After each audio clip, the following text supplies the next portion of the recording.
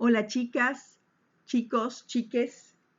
Hoy vamos a continuar con la segunda parte de la clase ¿Cómo hago para decir? Algunos juegos del lenguaje. La imagen o la obra de arte como texto. En la primera entrega se develó el sentido de la operación que los ingresantes al taller C hacen con el ejercicio informalmente denominado del saco, según el cual, al asociar materiales, soportes y acciones, casi sin darnos cuenta, construimos una metáfora. Ahora vamos a profundizar aprendiendo unas nociones recontra básicas de semiótica y también algunos tropos. ¿Qué son los tropos? Son esas palabras o expresiones que usamos en distinta dirección de la que les corresponde, pero que conservan algún contacto con su sentido original o con su semejanza. Los hay de dicción, cuando cambian el sentido de una palabra, como por ejemplo la metáfora, la sinécdoque o la metonimia, y de sentencia, cuando cambian el sentido de toda una oración, por ejemplo, la alegoría, la prosopopeya, la ironía, el sarcasmo, la hipérbole, la litote o atenuación, algunas de las cuales veremos en el transcurso de esta clase. Pero antes de asustarse con estos nombres tan raros, deben saber que en el lenguaje cotidiano, inconscientemente, usamos estos giros y que no solo son herramientas del habla, sino también de la imagen. Pero comencemos por el principio haciéndonos algunas preguntas. ¿Qué hay entre el mundo y yo? ¿Puedo dar cuenta de su existencia? ¿Me es posible representarlo de algún modo? ¿Cómo? ¿En qué medida? ¿La realidad es entonces un significante y emite signos? ¿La interpretación que hacemos de estos signos es su significado? Aunque con diferencias, considerados padres de la semiótica a finales del siglo XIX y comienzos del XX, Charles Peirce y Ferdinand de Saussure establecieron la teoría del significante y el significado. Más tarde, Charles Morris creó la semiótica como disciplina formal al desarrollar en 1971 su teoría de los signos. Otros semiólogos reconocidos más cercanos en nuestro tiempo fueron Roland Barthes, quien consideró que la intención del autor de una obra no es el único anclaje del significado válido a la hora de interpretar un significante, que en el caso del arte llamará texto artístico. O Umberto Eco, quien definió a la semiótica como el estudio de cualquier cosa que pueda representar cualquier otra cosa. Lo más importante es que el emisor de un discurso funcional o artístico y el receptor, lector o intérprete compartan el mismo código de signos. Los idiomas que hablamos los seres humanos son códigos lingüísticos que usamos diariamente y llamamos funcionales porque sirven para la comunicación de mensajes concretos y responden a reglas muy estrictas, que son las de la sintaxis y las de la ortografía. Sin embargo, existen otros códigos llamados no funcionales, como por ejemplo la poesía, la danza, el teatro o la música y las artes visuales, los cuales no responden a reglas estrictas porque cada artista produce las propias.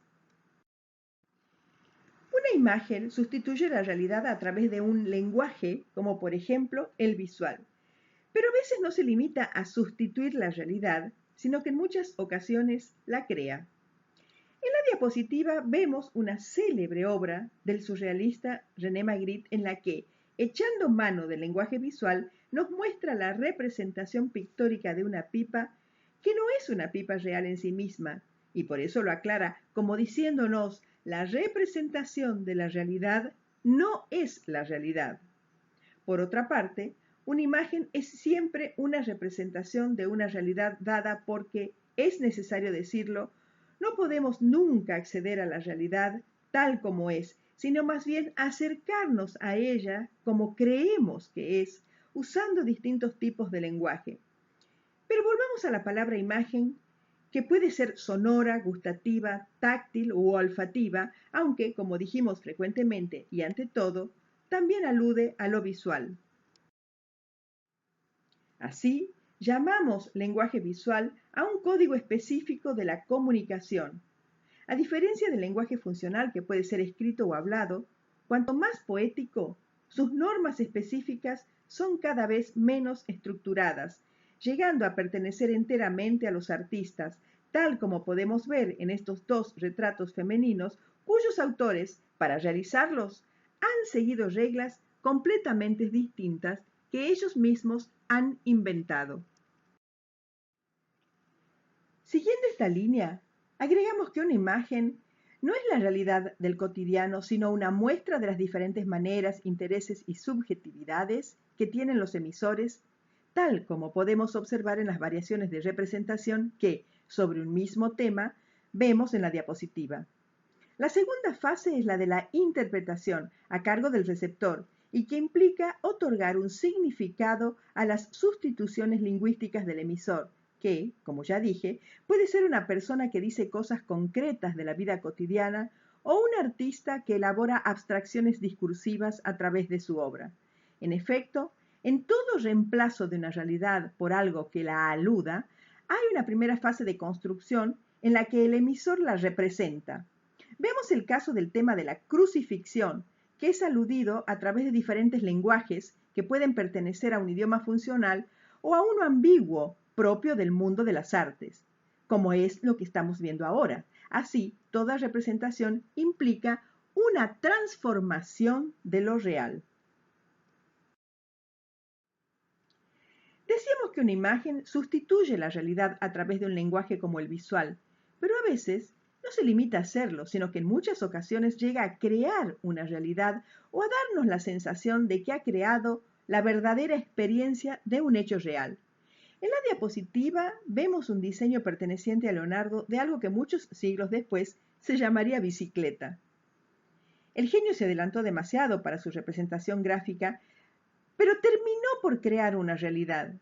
En cambio, el artista Olafur Eliasson crea la realidad de un falso atardecer húmedo que sin embargo acontece entre las paredes de una sala de exposiciones. Ahora bien, un signo constituye una unidad de representación y puede definirse como cualquier cosa que representa a otra cosa. Pero existen varios tipos de signos, como las señales que vemos en todos lados, las cuales no están hechas para ser interpretadas, sino para ser obedecidas. En cambio, el icono y el símbolo son signos que se interpretan. El icono es un tipo de representación que, a pesar de ser diferente al original, todavía sigue manteniendo alguna similitud con lo representado. El símbolo, por el contrario, ha perdido completamente su relación con las características del original, pero adquiere un sentido específico gracias a un acuerdo social tácito que acepta, por ejemplo, que una paloma blanca representa la paz. Todo signo tiene dos niveles de interpretación, el literal y el significado. El literal se relaciona con el significante propiamente dicho y hace referencia a los aspectos materiales, a lo físico, a lo objetivo y consciente, a lo que estamos viendo en realidad. De él se desprende el discurso denotativo que enumera y describe los aspectos de la representación, pero sin introducir ninguna valoración ni alusión de profundidad. Por lo tanto, es meramente descriptivo.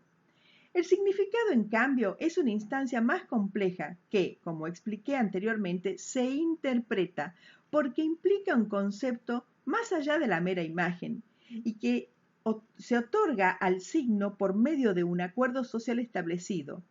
De él se desprende el discurso connotativo. Por ejemplo, ya que acabamos de ver un signo del que se puede desprender una lectura vinculada a lo religioso, en este caso al cristianismo, veamos ahora la cruz gamada o a la esvástica a la que en Occidente asociamos con el nazismo, pero que en realidad es un símbolo antiguo propio de culturas tan diferentes como la azteca o la budista, la griega o la hindú. Es el observador el que los interpreta según sus propias vivencias, cultura o contexto en el que se encuentre. Implica, pues, un discurso que hay que interpretar y al que llamamos, como les comenté anteriormente, lo connotativo.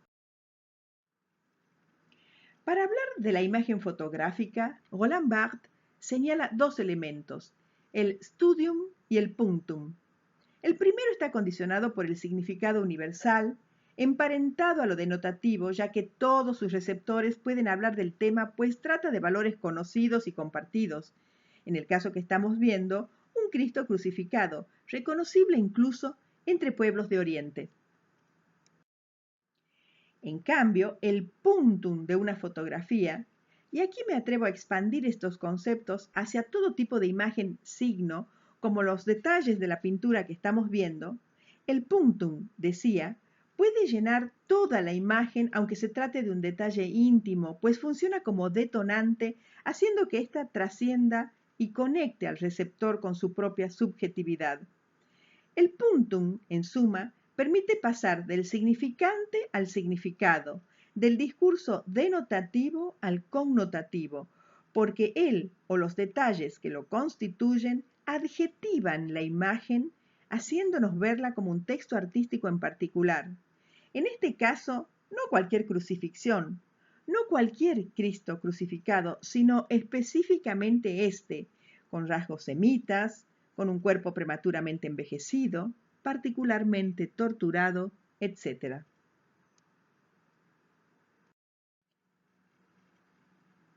Ahora bien, ¿en qué difiere la retórica de un simple diálogo entre personas o de una lista de compras que hacemos antes de ir al supermercado? En que la retórica es un sistema lingüístico que se emplea para transmitir un sentido distinto del que le correspondería al significante original, construyendo un sentido figurado, que se conecta con este original por correspondencia o semejanza, pero que es distinto.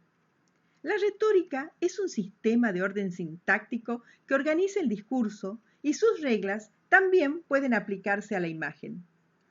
En efecto, en 1964, Roland Barthes se dio cuenta de que los juegos retóricos propios del lenguaje escrito y hablado también se empleaban en el lenguaje visual.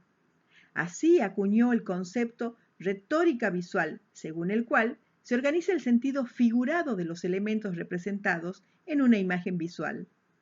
La retórica visual se utiliza cuando se quiere transmitir un sentido distinto del que le correspondería según los conceptos fuente utilizados, existiendo entre estos y los conceptos diana alguna semejanza desde la cual establecer una referencia.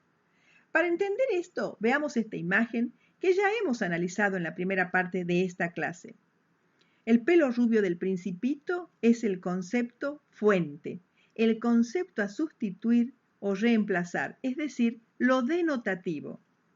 En cambio, oro o trigal son el concepto diana, el elemento sustitutivo que crea el autor mediante un juego retórico y que constituye lo connotativo.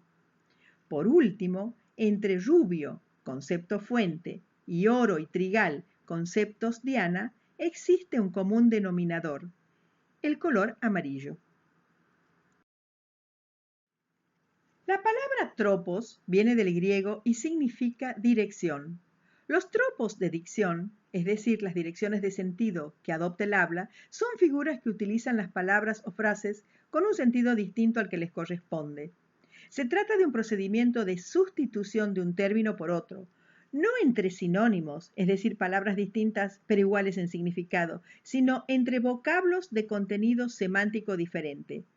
Para que podamos entender cómo funciona en las artes visuales todo lo que venimos trabajando, veamos ahora algunos de los tropos más conocidos que se aplican en la retórica visual. Empecemos. La metáfora sustituye algún elemento de la imagen por otro según una semejanza de carácter arbitrario, es decir, un hallazgo del autor de esa imagen. En Julieta Capuleto, de Claudia Fontes, la almohada con la huella de alguien que ha dormido representa a Julieta. El mármol de Carrara del pedestal representa las lápidas de los cementerios y las gotas que caen sobre la almohada de jabón, que aquí no se pueden apreciar, representan las lágrimas de Romeo. La alegoría es una figura retórica consistente en una sucesión de metáforas que evocan una idea compleja, en este caso el invierno, del escultor francés Pierre Legros, en la que vemos a un viejo aterido de frío bajo una manta. Así, A la idea de frío se le suma la doble lectura de la vejez como el invierno de la vida. La metonimia. La metonimia se parece mucho a la metáfora, pero implica una sustitución que se realiza según un criterio de contigüidad, cuando el vínculo entre el significante y el significado es en algún punto físico, manteniendo así una relación de dependencia o causalidad entre ambos. Los apodos suelen ser metonímicos, como cuando le decimos escalera a una persona alta y huesuda. En la pieza de Claudia Fontes que estamos viendo, la figura de cemento de la nadadora está cubierta de venecitas celestes en alusión a las piletas de natación y al color del agua. El cemento y la palabra Titanic aluden a su vez al fatídico destino de morir ahogada. El calembour, trampa-ojo o trompe-l'œil en francés, también denominado juego visual, es una figura retórica que consiste en un engaño visual explícito, pues en la representación nos parece ver algo que aparentemente no ha sido representado, es decir, que parece real. Usado hasta la exageración durante el manierismo, permite dar idea de espacio donde no lo había, como es el caso de esta vertiginosa Asunción de la Virgen de Correggio, cuya representación se halla planteada en un falso parapeto de mármol y sugiere un turbulento remolino de cuerpos atrapados en las volutas concéntricas de nubes, las cuales, gracias al uso del claroscuro, anulan la planimetría del espacio real.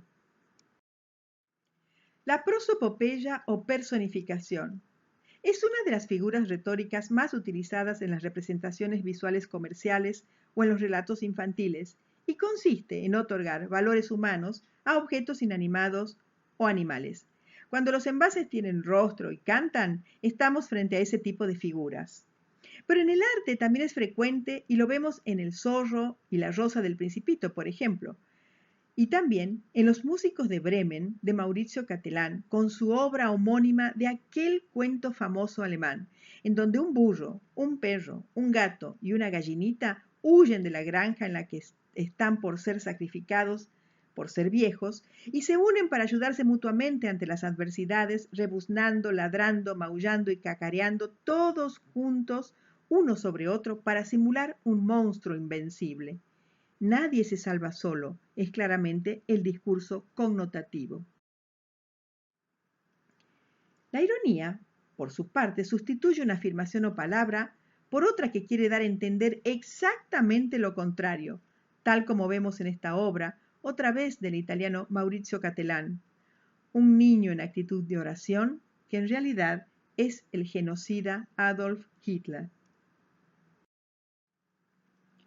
Oxímoron es una palabra griega que quiere decir contradicción y se trata de una figura lógica que consiste en usar dos conceptos de significados opuestos en una sola expresión, generando así un tercer concepto.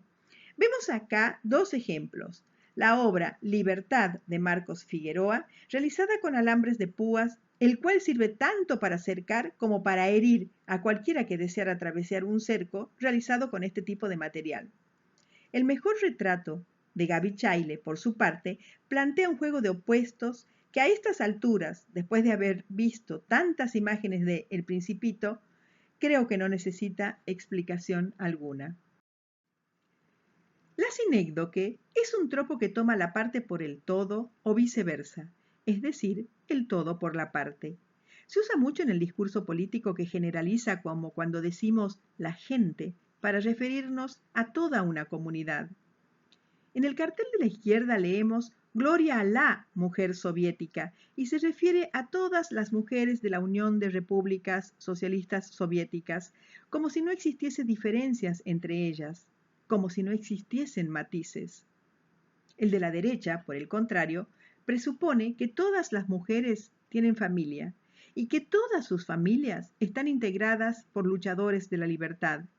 Es decir, que en ambos casos vemos un abuso de la generalización, característica de la sinécdoque. La epanadiplosis, o el loop infinito, o el bucle, es el recurso en el que el principio y el final coinciden porque vuelve a repetirse la misma secuencia una y otra vez, como ocurre en la famosa cinta de Moebius. Para reconocer un bucle es imprescindible el factor tiempo y por esta razón se utiliza mucho en imágenes con movimiento, tanto del cine como del video, pero también en la literatura y en la plástica. Por ejemplo, el cuento Continuidad de los Parques de Cortázar o la película Pulp Fiction de Tarantino. El grabador belga Cornelius Escher usa frecuentemente este recurso, como se puede ver en el recorrido del agua de esta arquitectura imposible que es resaltado con una línea roja. La hipérbole o exageración sustituye un término por otro, pero lo hace a partir de la realidad agrandando los términos a fin de dar más fuerza al discurso, como cuando decimos me comería un buey para hablar del hambre que tenemos. En Chico, del australiano Ron Mueck, el exagerado tamaño del niño está planteado a propósito para evidenciar su grado de exposición ante las vicisitudes de la vida. El préstamo, que puede consistir en las operaciones de la rima, la cita y la apropiación. Se trata de cuando se recurre a otro autor, imagen o tema preexistentes con el fin de subrayar un discurso. Esto se da en forma de rima, a la que definimos someramente como una casualidad intencionada, en forma de cita, a la que definimos como copia sin plagio, o de apropiación, que se puntualiza como un robo, pero sin que exista delito alguno, es decir, como un robo lícito. La atenuación, o litote, es una figura retórica mediante la cual se afirma algo, pero disminuyéndolo, es decir, atenuando la importancia de lo que se quiere afirmar, aunque con el fin de potenciar su sentido. Cruz del Sur, la obra de Cildo Meireles, que están viendo en la diapositiva, consiste en un diminuto cubo formado por pino y roble, dos maderas que, por frotamiento, pueden producir fuego y que en la tradición del pueblo amazónico tupí invocan tanto lo divino como el origen de la cultura humana toda. La diminuta pieza se coloca en la inmensidad de una sala vacía, en una instalación que sintetiza el inmenso poder contenido en algo tan pequeñito. La elipsis consiste en la eliminación explícita y voluntaria de algún elemento de la imagen cuya ausencia altera su significado. En esta pieza de Magritte, merced a un juego de supresión, el espectador no puede saber si el pez navega por el agua o por el cielo, pues este debiera haber sido lógicamente representado en el mar. La tensión poética surge de esta supresión. Los dejo ahora con esta frase. No podemos conocer cabalmente la realidad real. Solo podemos dar indicios de esta a través de sus signos. Quiero advertirles varias cosas. Una, que no tienen la obligación de conocer todos los nombres raros que aparecen en esta clase. También quiero que sepan que los ejemplos que yo estoy dando y muchos otros que ustedes puedan encontrar nunca son puros. En ellos conviven siempre varias estrategias lingüísticas, retóricas, etc. De manera que no desesperen cuando estén frente a una imagen y no tengan muy en claro de qué estrategia retórica ha echado mano el autor. Todo es una cuestión de entrenamiento. Chau, chau. Gracias.